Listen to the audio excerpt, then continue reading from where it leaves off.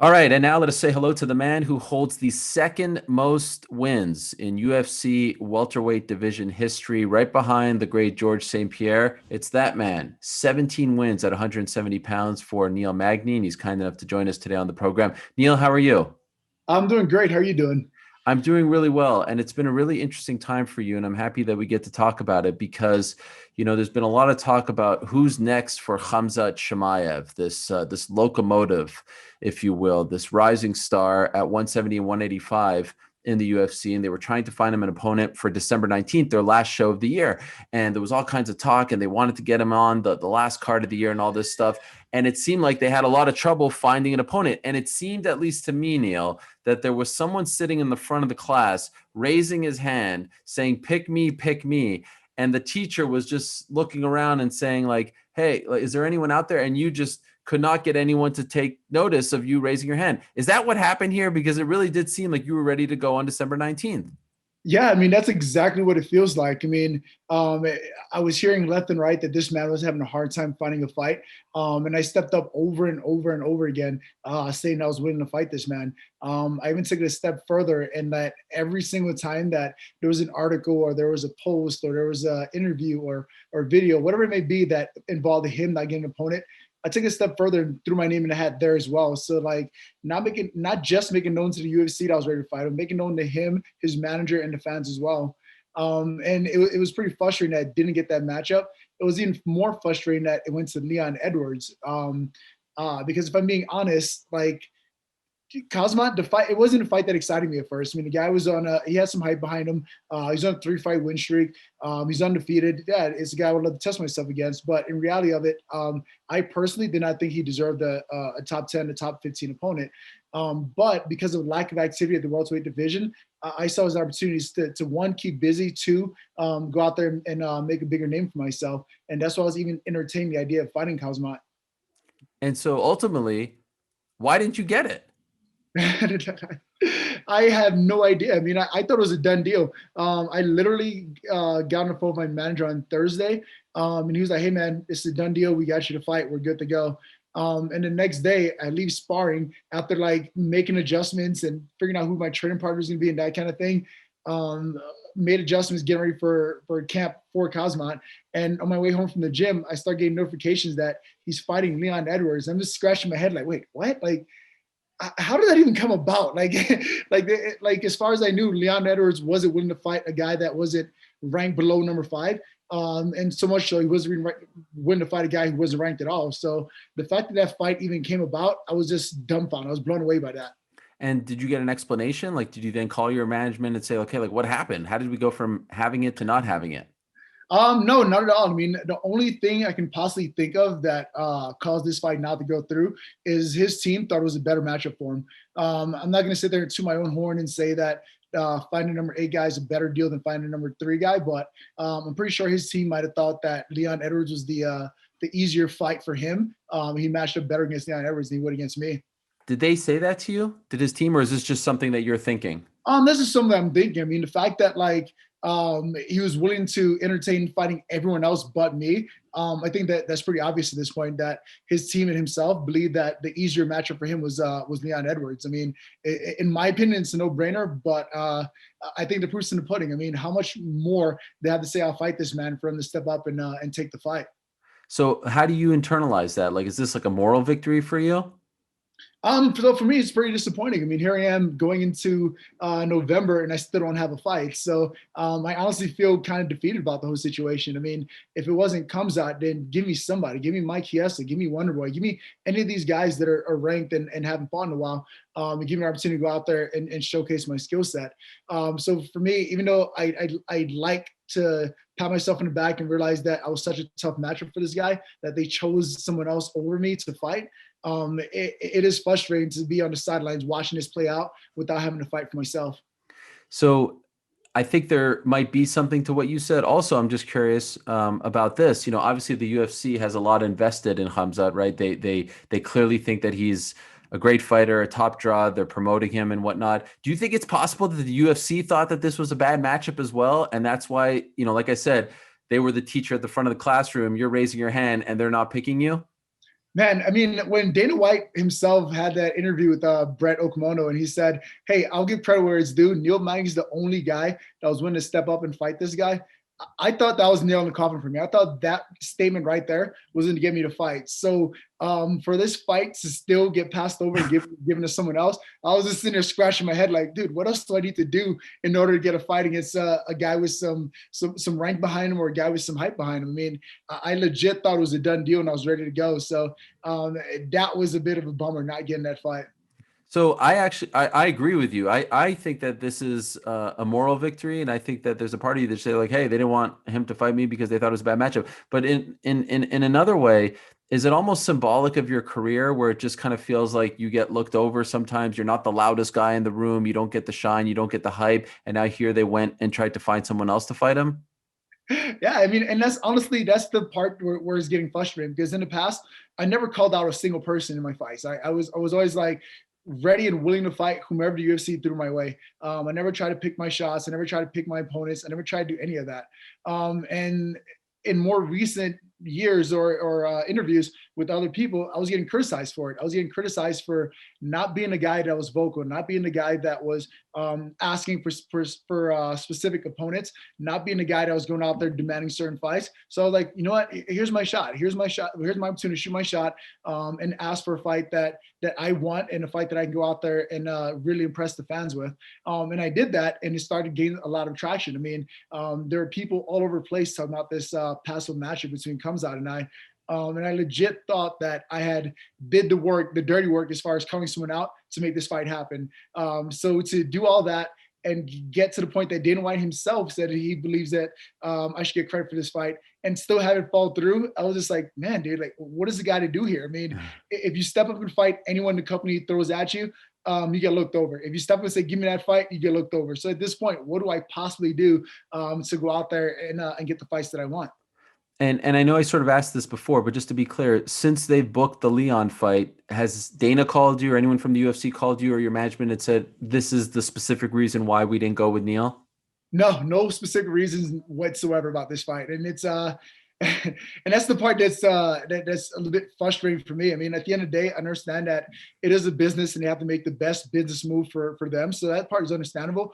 But in my mind, I just can't figure out what the reasoning behind making this particular fight was. I mean, especially with a guy like Leon Edwards. I mean, in my personal opinion, I feel like Leon Edwards has done enough to earn himself a title shot. But because of where he's at in the rankings and what he's done, he kind of held out on fighting anyone. He kind of felt entitled to a top five opponent, a guy like Masvidal or Covington or even Usman himself, or even he even called out Gilbert Burns at one point. So in my opinion, I thought he deserved that. I thought the guy did enough to actually earn a fight against any one of those guys. And I kind of backed him as far as putting his foot down and demanding a top five opponent. So for him to kind of hold out for a type five opponent, not get that, and then fight an unranked guy, I'm just sitting here scratching my head like, wait, what is the thought process here? Like, what are you trying to accomplish by beating the unranked guy with some hype behind him at this point? Like, if you've been passed over beating ranked guys and on an 8-fight win streak, what is beating a guy that comes out going to do for you at this point? Like, that part right there just blew my mind. I for sure thought that with Leon being a hold up in the top of the division, this wasn't a fight that he was going to even entertain or consider whatsoever. How did you feel about the way it all went down with them taking him out of the rankings and then ultimately putting him back in? How did you feel about all of that?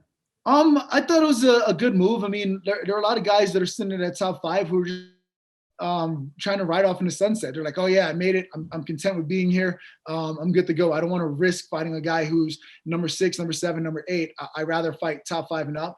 And it kind of makes the top of the division stagnant. I mean, for most of this year, there hasn't been much action in the top of the division, and it's because of that attitude. It's because of that attitude of being entitled to only top 5 opponents. So I feel like if the guys aren't being, I mean, with the exception of injury, I feel like the guys are turning down fights and aren't being active.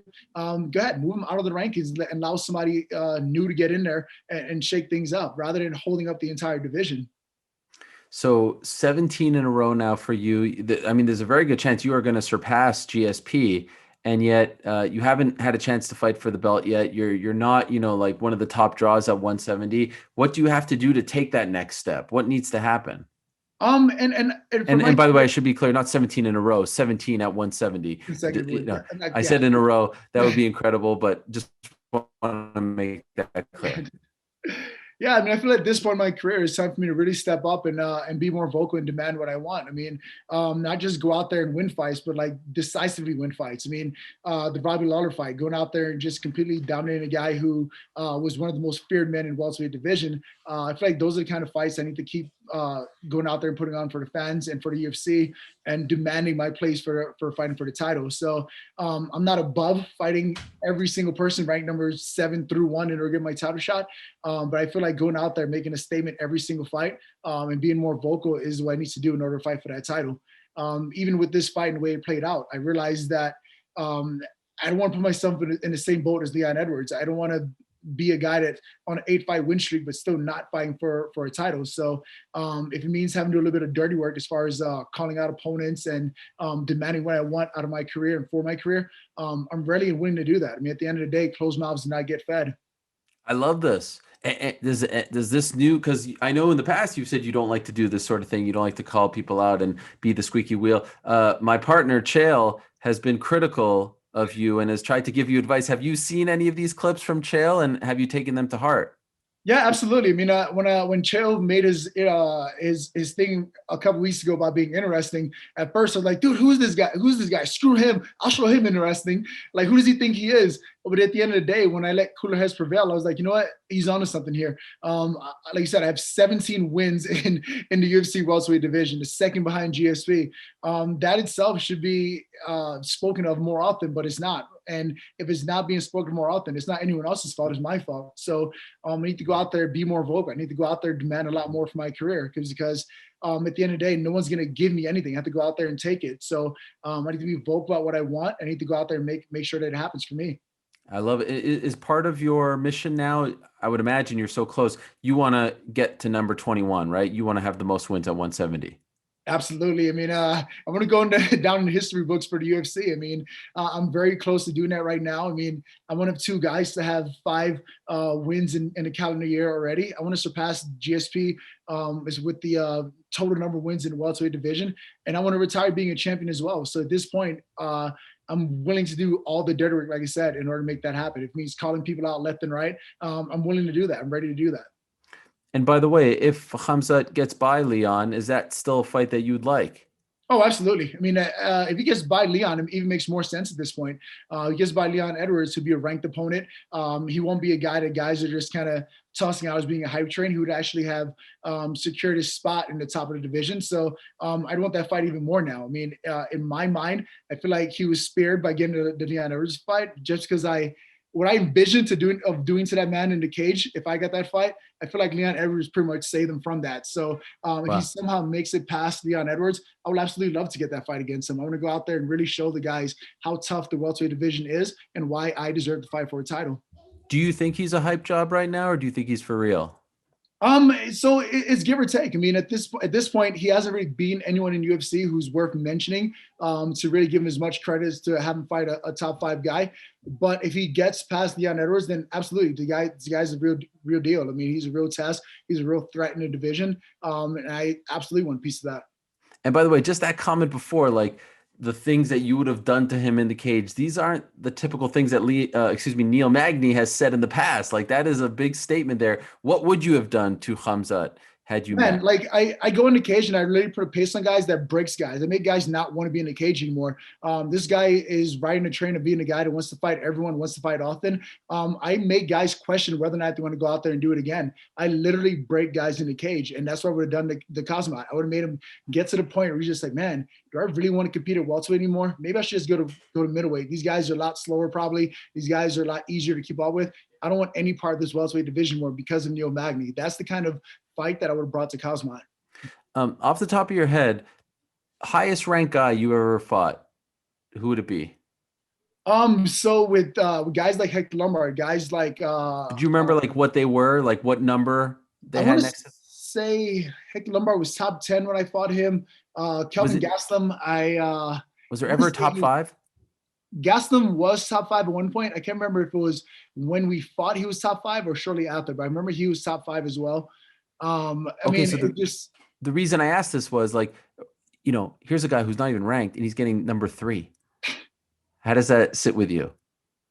it doesn't feel good. I mean, you know what I mean? It does not feel good at all, especially when the number 3 guy was one of the guys that was the holdup at the top of the division. I mean, I'm sitting there trying to figure out like, oh man, poor Leon, like what does he have to do to fight for a title?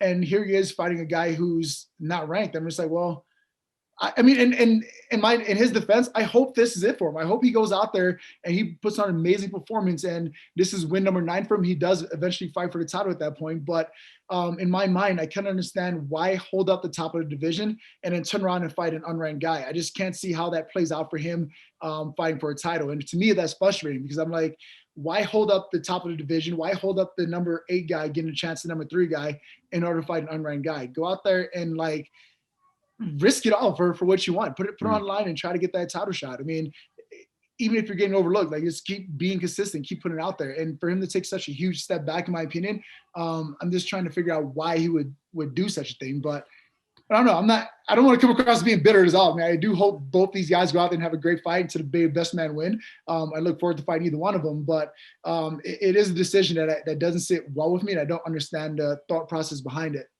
Who do you think wins? My gut would tell me Leon Edwards. I mean, with the experience he has in the UFC against top caliber opponents, my gut would say go with Leon Edwards. But at the end of the day, Khamzat is untested as well, so it's definitely interesting to see how that fight will play out. Have they told you, okay, we're not giving you the Khamzat fight, but you're going to fight someone else by the end of the year? You'll get one more fight in this year, or you haven't even been told that? So Shelby did say he's working on something for me, and he should have something for me in the next couple of days here. But other than that, I really haven't gotten a clear picture of what the rest of the year looks like for me. I mean, it's sitting on the shelf at this point for me. It doesn't sit well with me. I mean, it's not the fights that take away time from me in the cage. It's the stuff that leads up to the fight. I mean, so far in my career, I had a 9-month window where I missed competition and had a 60-month window where I missed competition. Both things were things that are out of my control. Both things were things that occurred outside of an actual UFC event. So with those things lingering over my head, the last thing I want to do is sit on the shelf when I'm healthy and not take advantage of going out there and competing. Because at the end of the day, I'll miss that the most than anything else. Any idea who they're trying to match you up against? I would think a fight against Chiesa or Warner Boy would be ideal, or who to match me up against. Just because these guys are guys who have spoken up recently as far as wanting to fight before the year is over with. So I can see either one of those 2 guys being a potential matchup before the year's up. Do you have a preference? Not at all. I mean, at this point, I just want to go out there and pretty much make a statement. I mean, I literally feel like the ball's in my court, and it's up to me to go out there and make something happen with it. So whether it's Wonder Boy or Chiesa, it's up to me to go out there and make a statement and demand to fight for a title eventually. What's the message to Khamzat? What do you want to say to the guy? Dude, aside from wanting to get my hands on that dude, like I actually wish him best. I wish he goes out there, performs well, lives up to the hype, and it makes it that much more rewarding when I get to be the guy to go out there and take that all away from him.